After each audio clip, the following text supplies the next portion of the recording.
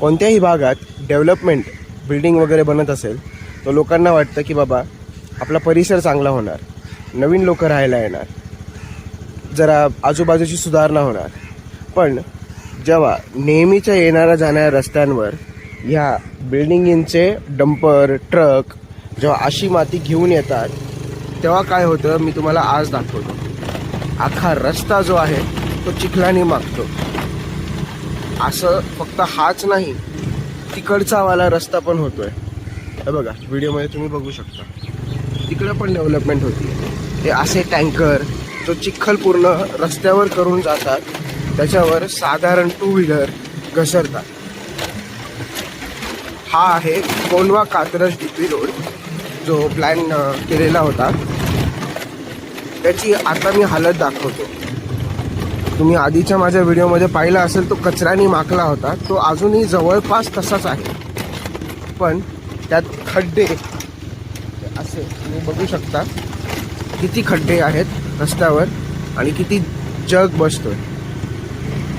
त्यासोबतच आता इथं पाण्याची टाकी निर्माण झाल्यामुळे इकडच्या नागरिकांसाठी महानगरपालिकेच्या लोकांनी ड्रिल मारले होते, रस्त्याला खड्डा खणला होता.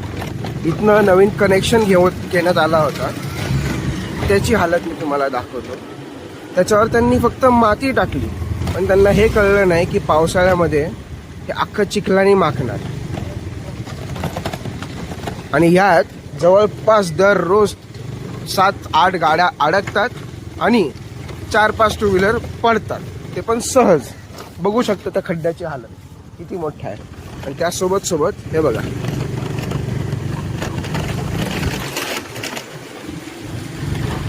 इकडनं साचणारी माती, इकडनं डंपर जे जातात ते घेऊन जाणारी माती, त्यांच्या टायरमध्ये एवढी घाण माती अडकते की अख्खा रस्ता माखून जातो.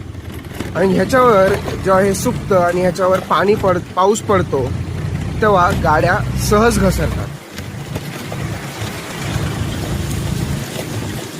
तुम्हाला रस्त्याच्या पलीकडची बाजू एकदम साफ दिसेल, कारण की जेव्हा ट्रक माती घेऊन खाली जातात तेव्हा त्यांच्या टायरची माती सगळी जमा होते.